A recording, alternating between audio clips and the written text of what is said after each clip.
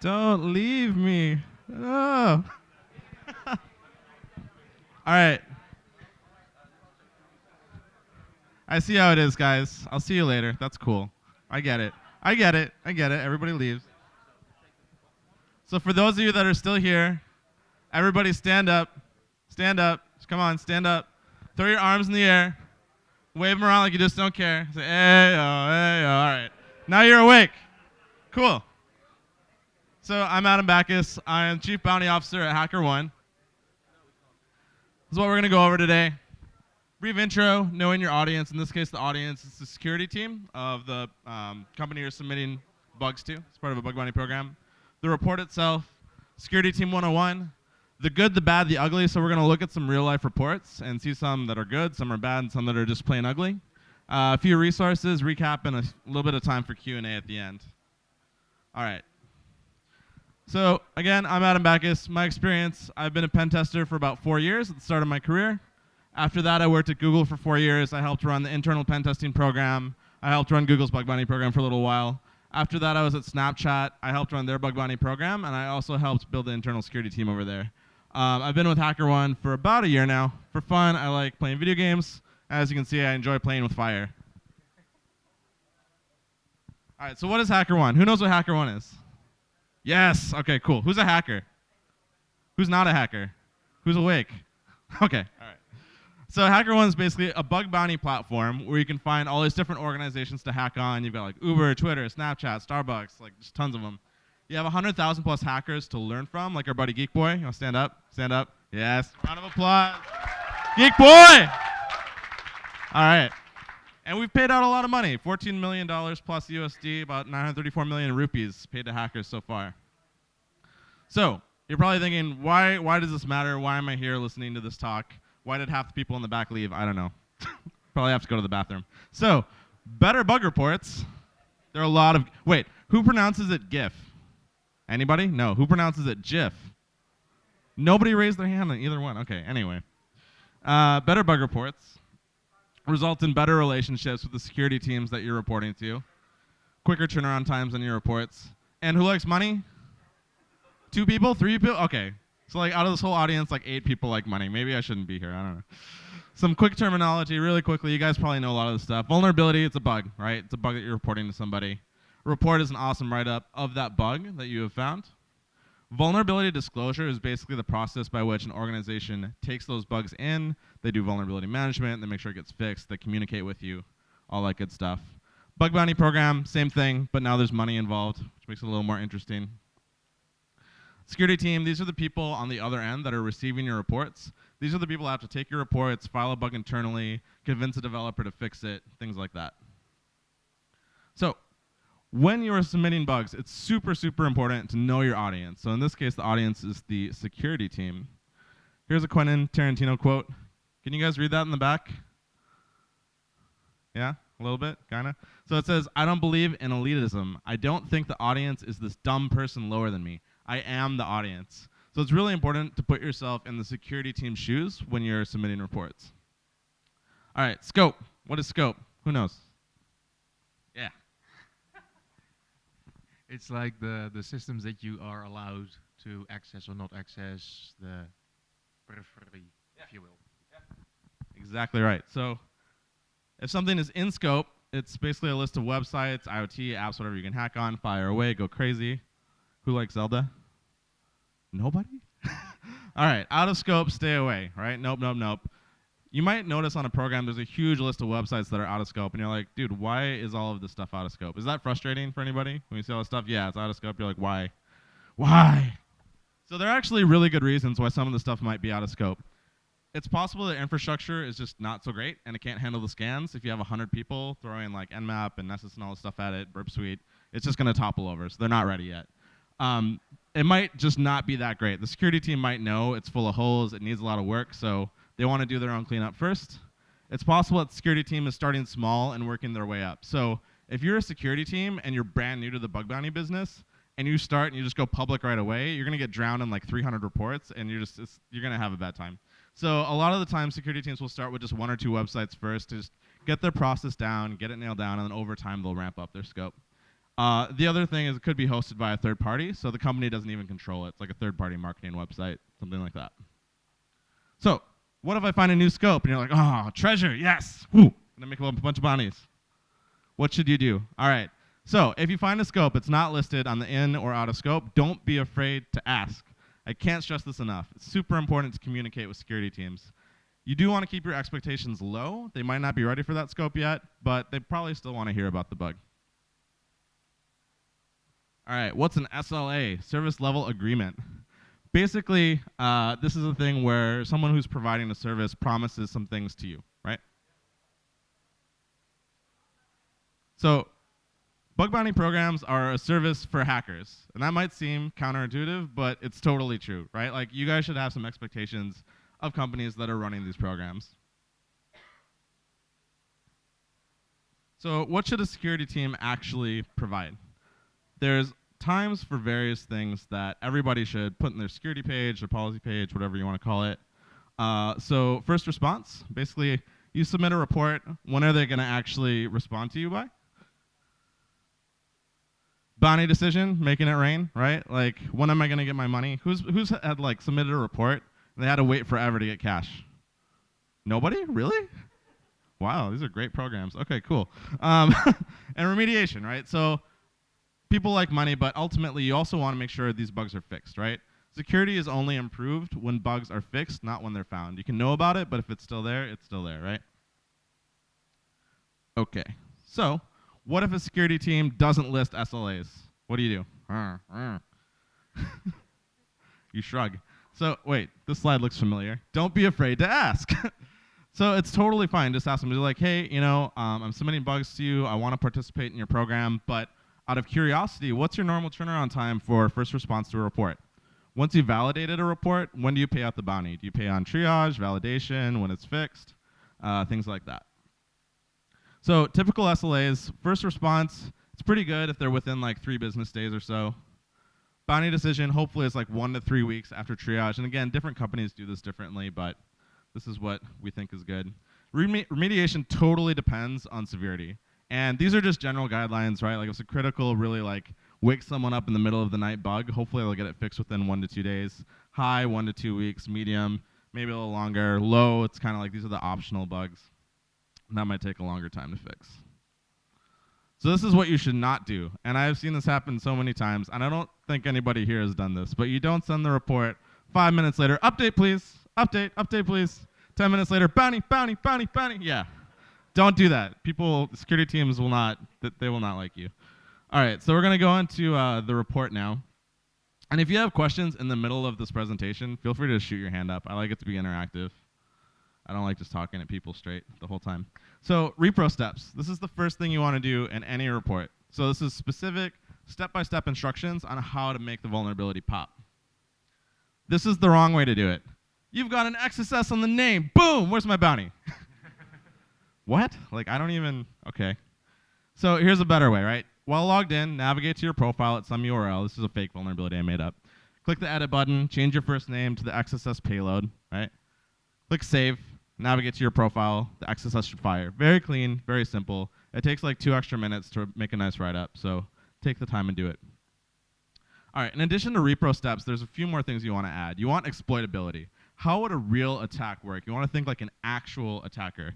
You could have a bug that's like, it's a bug, right? But if it's not exploitable, who cares, right? If the security team is like, yeah, you have an attack, you can only do it if you have physical access to the unlocked computer, right? Like, not so interesting. So clickjacking, this was talked about a little bit earlier. You can just say, navigate to URL, X-frame options is missing. I don't know, profit? Yeah, woo, cool. All right, what if you navigate to the URL, XFO is missing, and you can use clickjacking to trick a user into deleting their account. Here's an HTML file with a proof of concept showing how you could actually do it. That's awesome, right? It's super easy to understand that report. How about server info? Has anybody here ever submitted a report saying software is out of date? It's okay, you can admit it. Nobody wants to admit it? Okay, cool. So by itself, it's pretty uninteresting, yeah? Now, how about this? Your server at this IP address is running an outdated version of X, like WordPress, Apache, whatever it is. And I verified it's vulnerable to a known cross-site scripting that can steal this cookie, get a user session, Here are the repo steps. Boom, mic drop. Peace out. Bounty, please. So now you've got repo steps, you've got exploitability. What's next? Impact, right? What happens if this vulnerability is actually exploited? What is actually going to happen? What's the so what? What does the security team care about the most? So you want to put yourself in the organization's shoes. And I said this again before. Here's a pretty little table with like different industries and stuff they might care about, different compliance regimes, things like that. I won't read the whole thing. But right, if it's like healthcare, they probably care about patient data. If it's finance, they care about consumer, investor financial data. Technology, it totally depends on the company. So let's say you find a user information disclosure bug and you can find the first and last name of somebody on Twitter. Big deal? Little deal? It's crap, right? Like, who cares? Now, let's say you have a user information disclosure, first name and last name on Pornhub. Yeah, that's probably a little more important, right? A little privacy, yeah. You know what I mean.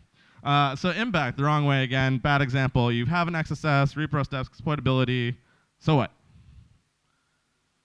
You have an XSS very specific to this application. This would allow you to view and modify the user's name, address, birth date, as well as transfer all the money out of their account, right? It might seem obvious, but taking an extra 2 minutes and putting this in is really important. If I'm a security team member, and I've been a security team member before, I have to take all of these bugs that are coming in. I have to go to a developer and say, hey, developer, sorry. I have to go to the developer and say, hey, developer, this developer might not even know what XSS is, or maybe they have a passing familiarity with it. And I'm like, yo, I want you to take time out of your normal day, out of your normal duties, and fix this unexpected security bug right now. And they're like, why? Why should I do that? If this is already in the report, I can copy and paste that into my bug tracker. I'm going to love you as a bounty hunter. It's going to be awesome. All right, who's familiar with CIA? Not that movie with, like, The Rock. Okay, cool. Yeah, confidentiality, integrity, and availability. So super briefly, confidentiality is just making sure the information is, well, confidential, right? It's not disclosed to unauthorized individuals, entities, or processes. Then you've got integrity, which is basically making sure the data isn't modified in an unauthorized way. And then you've got availability, right? Your typical denial of service stuff. Information, things should be available when you want it, when you need it. So when you're writing up your reports, think about how your vulnerability impacts the CIA triad and try to work that in. And again, think about the organization's assets in particular and what they care about the most. All right, what is the bar? Who knows what a bar is? That's the bar, right? You like go, you drink beer, you eat popcorn with a dog.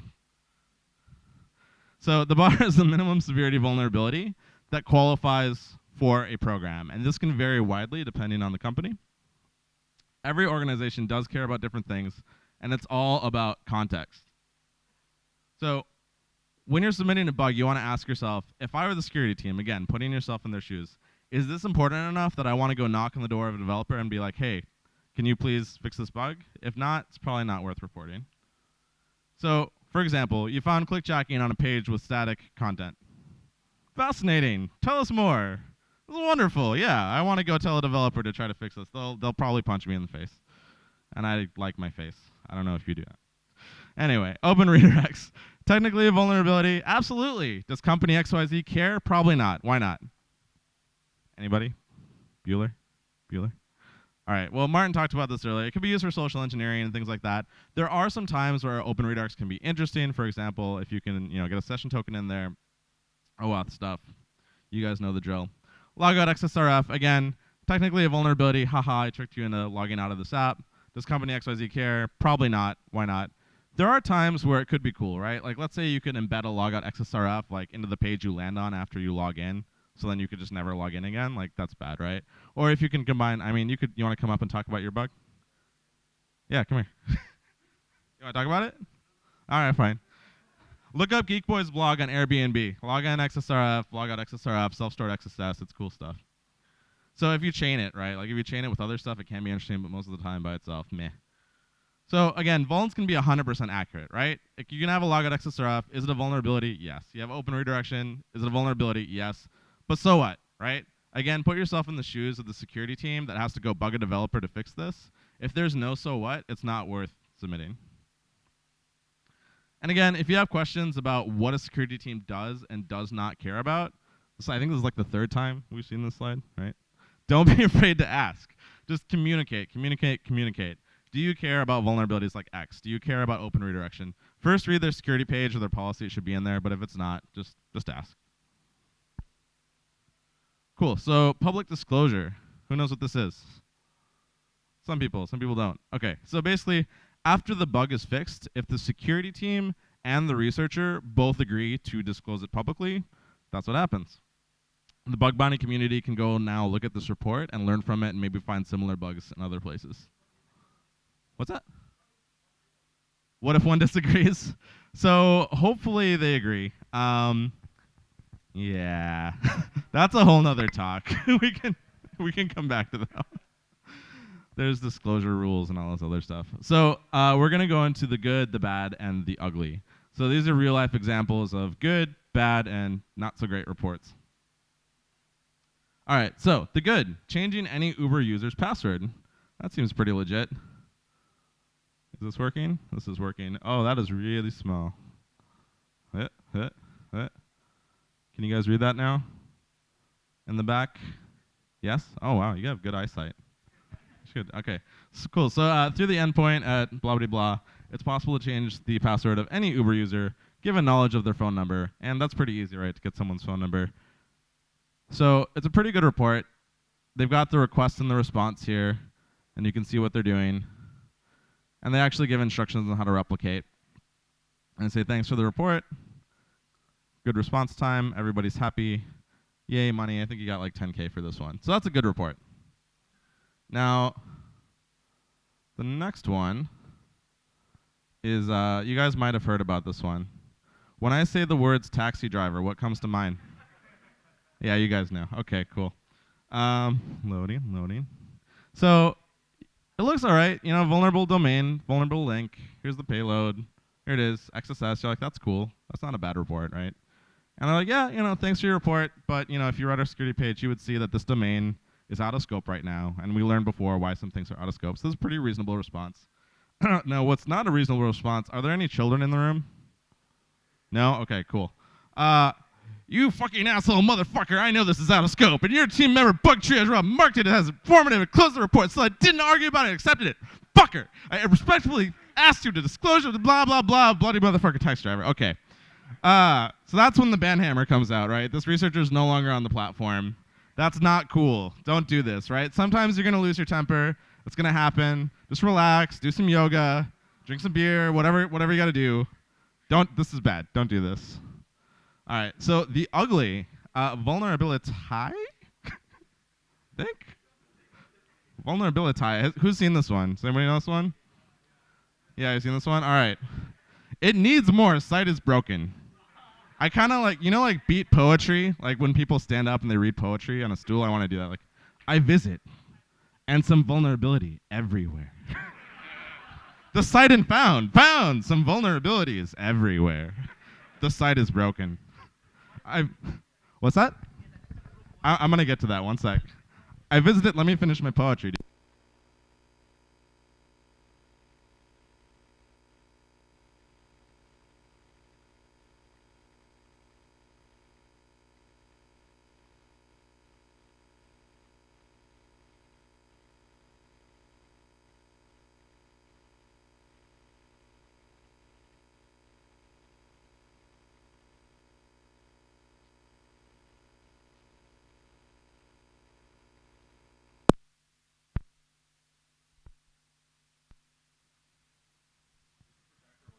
I can show you guys the proof.html. It will be on the recording anyway. Okay. So you can't see it, but I have proof.html, I cat proof.html, and it's just the word PR00F. Proof. You know, the team, this is Pornhub, I think. The team's like, sorry, I'm having a difficult time understanding this report. Please reply with the POC, blah, blah, blah. And I think they reply in Russian like, it's a real vulnerability, give me some money, man. And then they disclose it publicly. Anyway. Yeah. Not good. We're almost back.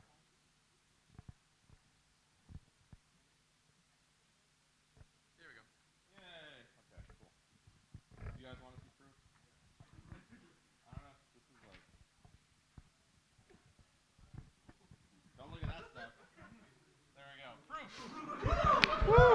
proof. Whoa.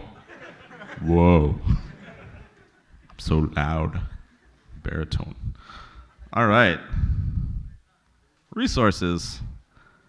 These slides are available online. If you check HackerOne's Twitter account, I think we link to it there. So, wait, does this work too? Oh, hey. All right, so Web Application Hackers Handbook. Who knows this one? Yes, everybody. This is like the best book in the world. Check it out if you haven't. Who knows about Web Hacking 101? Some people? A lot of people, yeah. That's an awesome book. I'm biased because I wrote some stuff that's inside the book. Google Bug Hunter University. Where's Google? Are they still here?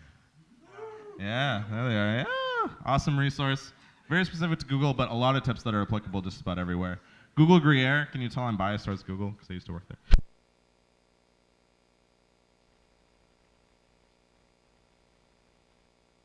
Do just basic application security. Hello. Hello? Whatever. Google Gruyere is a really awesome code lab. Oh, it does work? Hello. Oh, there we go. I just had to hold it closer. All right. Google Gruyere is an online code lab that teaches you basic things like XSS, XSRF, things like that. You can actually pen test on it for real. If you already know this stuff, great. Tell your friends. They can learn the basics there. Anybody who wants to learn how to hack. Burp Suite. Who loves Burp Suite? Everybody. Woo! Yeah, Burp Suite, tool of choice. And Bug Bounty Reports, How Do They Work, is a blog that I wrote that kind of has a lot of the same stuff in this presentation. Another really good resource is Hacktivity. So if you go to hackerone.com/hacktivity, you can see this big list of all of these reports. You can filter by publicly disclosed, so you can see real life examples. So like eavesdropping on private Slack calls, XSS on Pornhub, all these cool things. Highly recommend checking that out. Web Hacking 101 has a lot of reports from this as well. So, quick recap. Know your audience. Oh wait, those aren't up. I'm just like looking at this mysterious laptop and you don't know what's here. Hold on. Yeah, there we go. All right, so quick recap. Know your audience. Your audience is the security team. Think from the security team's perspective, right? Every time you're writing a report and submitting a report, think about it from their perspective. Put yourself in their shoes. Again, Quentin Tarantino quote, I am the audience. Repro plus exploitability plus impact. That's like the big triad. You want that in every single report. And again, always don't be afraid to ask questions and get clarity. The most friction or bad things I've seen happen between hackers and bug bounty programs is just miscommunication. So don't be afraid to ask. Get those channels open. All right, questions? Oh, this is easy. No questions? Must have been a great presentation. Very clear. I don't have swag to bribe you with. One in the back? Why do I use so many GIFs? No. So how do we actually reply to the attackers or researchers? I'm checking out. Okay. So how do we tell them that this is not correct? We tell them in a good manner, but something like that we get. We as the security team? Yes. Okay, so the question is, how do we tell a hacker if a report is bad, right? Yeah. Yeah. So first step is your security page and your policy. You want to be super clear there about the types of vulnerabilities you care and don't care about. Are you talking about situations where like someone submits a bug and you're like, sorry, this is out of scope, or sorry, this is not a bug, and they reply back and they're like, taxi driver. Yeah, okay. So yeah, I have a lot to say about that. I'm writing this thing called the Bug Bounty Field Manual, and it has a lot of tips on how to prepare for and run a bug bounty program. Part 3 is coming out in the next couple of weeks, and there are a lot of good tips on how to deal with common scenarios. A lot of things that I've seen in my experience triaging bug reports is you need to explain why. If you just say, sorry, this is out of scope, peace out, they're going to be like, no, why? Like, that's the response you get every time. So if you take the time to write a very well thought out response on why it's out of scope or why you're not paying a bounty, people tend to be a lot less argumentative. Have you ever had things like duplicates where you say, sorry, it's a duplicate, and they're like, I don't believe you? Yeah, that's happened before? So that's another cool thing on HackerOne. You can actually add the researcher to the other report and say, look, I'm going to add you to the report. Here's the timestamp. Like, legit, it's a duplicate. So that's kind of a cool thing you can do as well. Any other questions? Going once? Going twice? All right, so here's my information. I'm Adam at HackerOne.com. If you're just getting into bug bounty hunting, if you're a bug bounty veteran, feel free to email me for any questions or anything you have. You can also hit me up as Sushi Hack on Twitter. Feel free to add me, DM me, whatever. LinkedIn, Facebook, the whole 9 yards. Secret codes. Again, don't share these. Take pictures. Take pictures. If you're participating in the CTF, take pictures. Why is nobody taking pictures? Take pictures. Oh, it's gone. No, just kidding. Here you go. Yeah, I think that's pretty much it. So I think there's going to be a short break now. Bug Crowd's going to be up next. Oh, thanks. Yeah.